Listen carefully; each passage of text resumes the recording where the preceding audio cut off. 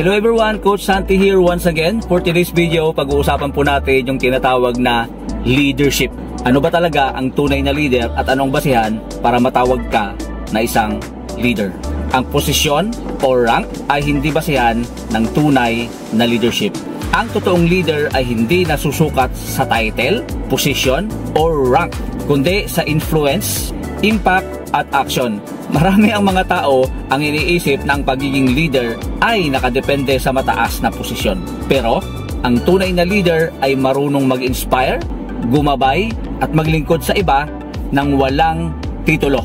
Ang tunay na leader ay proactive, handang tumulong at inuuna ang kapakanan ng team. Hindi sila naghihintay ng promotion para gumawa ng pagbabago. Gumagawa sila ng aksyon para umangat ang iba. Sa network marketing, ang tagumpay ay hindi lang tungkol sa pagiging nasa taas, kundi sa pagtulong sa iba na umasenso rin. Kaya hindi mo kailangang antayin na ma-promote ka o tumaas yung rank mo para maging isang leader. Tumayo ka ngayon, kumilos ka ngayon at magbigay ng impact ngayon sa team mo. Dahil hindi nangangahulugan ang posisyon ng pagiging isang leader. Hindi nangangahulugan na ikaw ay nasa tuktok ay pwede ka nang tawaging leader. If your action inspire other to do more, be more, and become more, then you are a leader. God bless. See you at the top.